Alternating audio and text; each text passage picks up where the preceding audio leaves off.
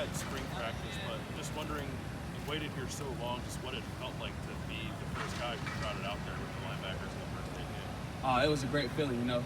I've been working for this moment for a long time, and I've just been being patient, you know. I'm on God's timing, so whatever He has for me, that's the time. So just put my head down and working, and it felt good going out there with the first team. So good feeling. How do you feel like you've improved as a player? What are the things you've been working on this offseason to get yourself ready for this role? The biggest thing is when I go out there, I want to be able to anticipate what's coming instead of reacting. So I've been watching a lot of film, and just understanding what offenses are trying to run against us, what they're trying to scheme against us. So that's been the biggest improvement. How have you seen the other guys at the position step up around you? Can you reword that question? How have you seen the other guys at the position kind of step up? Like as far as guys on the team now? Yeah. Oh, we've all stepped up. Like I said, you know, everybody understands what's at stake. So we understand that we have a lot to prove. So guys from top to bottom, I feel like guys, we've been putting in a lot of work. You know, even after practice, we come in and we're watching film early before the next meeting. We're just getting prepared for what's at stake. Probably of all. Cody has kind of flashed a little bit. You had an opportunity to take a job here. What did you see from him maybe last year and going into spring and now fall camp? Maybe about it. From day one, I noticed that Cody is a natural-born leader. You know, he comes in, he puts his head down, he works every day. He's very disciplined. He's very detailed about his work. He's going to be great. He's going to be one of the greats here. And like I said, it's great to work with Cody and the rest of the guys. You know, these guys this is a very serious unit. Nobody's like playing around. This is very serious to us. This is life or death for us. Does it seem like everybody's, I mean, you clearly had this look in your face that you were ready to play the spot this year. The whole unit kind of had that same mindset, given the fact you guys are full of that players from now. It's a clear opening for anybody. Most definitely. At Ohio State, we low. You know, next man up. So everybody has that mindset to come in every day and go get a starting job. It's not just me. It's not just Cody. It's everyone. Everyone has that mindset coming in every day. Roger, you say that it's a serious unit. Last year's unit was a pretty serious unit too. How is it different? I wouldn't even say it's different. We kind of, like I said, those guys, like I said in the spring, those guys set out a blueprint. And we just keep it the same. You know, Tough, Justin Hilliard, Barron, Pete, those guys set out a blueprint. And we just following it, understand that we're linebackers. We gotta bring it. Probably more than any other unit on the team, the linebacker unit, because you lost your 4 top players, is unsettled. There are questions about it. What's the level of confidence that you guys have that you're going to play at the level that you need to? Oh, we're very confident, and with confidence comes work, and that's the work we put in this summer. You know, we grinded, extra work. We stayed back extra, came in early, we ready. How much does that drive you that you hear all the time? We lost our top 4, we lost our top 4. I mean, that's just what comes with it. People are going to say that. People are the inexperienced. We're ready. Roger, when you talk about anticipating more, have you seen that show up in a practice? Are you making some plays right now where you felt different out there on the field or watched yourself making plays that you had before? Most definitely. Like, you see a certain formation, you know this certain amount of plays can come from this formation and stuff like that. So how's that showing up? Like, what have you done in 8 days that tells you this play might not have made before? So like, say the offense lines up in a formation, and I call it out, and that play happens. It's just like, oh, okay, call that out. How much is that happening? It's happening quite a bit. Rod, what seems to be the regular starting unit out there, number 1 unit with you? Running around out there. Coach Wash, that's up to him. Whoever he puts out there, they do. Like I said, there's no depth chart right now. We're all just grinding, seeing who the players are, and see who's going to play in 3 weeks. You know, you talk about your new attitude, this different attitude.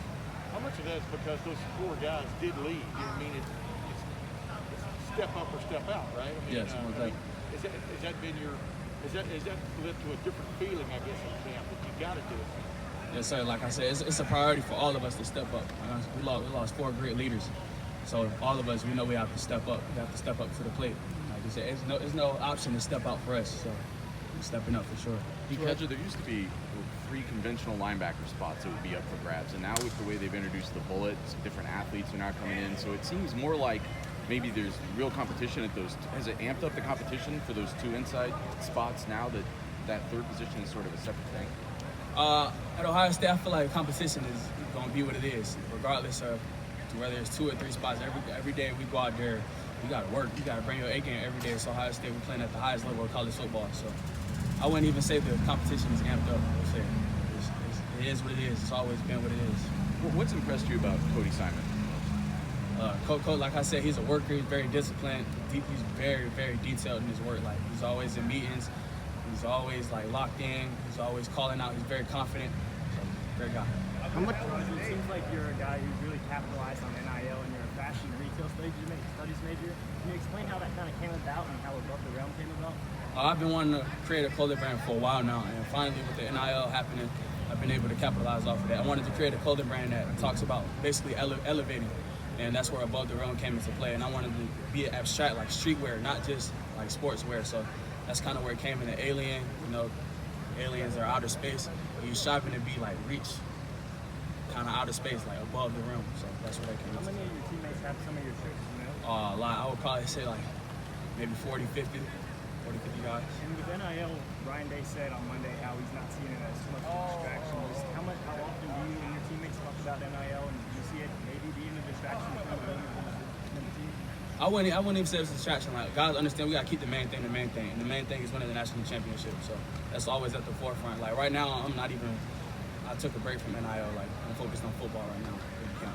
You mentioned the way last year ended. I mean, how much do you think about that, getting that national championship, trying to get that national championship, and trying to bounce back from the way last year ended for the defense? That Bama game, that's definitely in the back of our guys' minds. It's been through our minds through winter, summer, and now fall. We understand what's at stake. Like, it's a bad feeling, make it all the way there and take that loss. So, how does that manifest itself on the field in terms of maybe fuel for you guys? We just understand, like, we want to go do this thing. We got to do it. And everybody got to put their best foot forward and work towards it every day.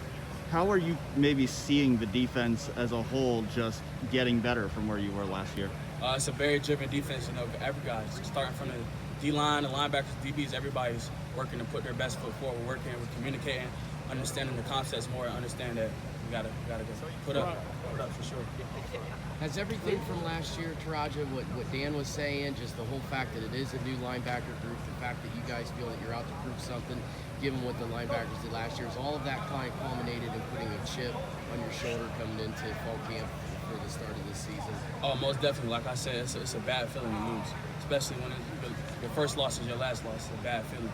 And we understand, like, we have a lot at stake, and if we want to win that championship, we got to take it another step. So. But just you guys as linebackers especially, and especially maybe even for you, has this put a bad taste in your mouth and really put a chip on your shoulder, like you're out to prove something that, everything else that happened and you guys as a unit are for real? Because the linebackers might be one of the bigger question marks on the defense. Most definitely, and we hear that. We hear that we're question marks and we're inexperienced with this, with that. We hear it, and we put in the work. Who on the opposite side of the line, on the offense has caught your eye definitely the last several days? I jokingly say, like, we're going against the Space Jam All-Stars every day with that start, them linemen. So I would say all of them: Paris, Nick, Thayer, Matt Jones, Harry, all of them. With some ballers. What about DeJuan? You left DeJuan. Oh, big, yeah. Big Diesel. Have you seen him just make improvements over the last two? Because obviously the coaches have talked about him, etc. What just stands out about what he's brought to that group? DeJuan's, you can tell, like, he's very confident. His confidence has improved. The way he works I love it. I'm loving the person he's developing to, the player he's developing to. So folks, we have Tommy Eichenberg to your right. Teradja, Steele Chambers is a guy that just joined your linebacker group this season. What have you seen from him so far? Steele's a baller. I think he played linebacker in high school, so he fits in just well. Steele 4-6, A to B +2 every play. He goes hard, so he fits in very well. Ryan Day was saying that he looks like a natural. Do you see that in him? I already said that. Like I said, he fits in. He looks like a natural linebacker. He's gonna be a good player. Sure. Well, we didn't get to see Dallas in the spring. Obviously, he was limited out of things. What have you seen from him so far in the preseason? Dallas is ready. When he gets on the field, you're gonna see the improvements. Definitely, he's worked hard this summer. Like I said, he's been in the film room when I've been in the film room. So. You guys, he seems to have a lot of those, like, just innate leadership qualities. Like, you just been talking to him. Do you guys need him on the field this year because of that? Like I said, I feel like Ohio State, when they're recruiting linebackers, they're looking for those leadership qualities. So I feel like you see that out of all the guys. When you see a linebacker at Ohio State, for the most part, you're gonna see those leadership qualities. So I feel like whoever's gonna be on that field, you're gonna see the leadership qualities. So you see it from everyone. Just move his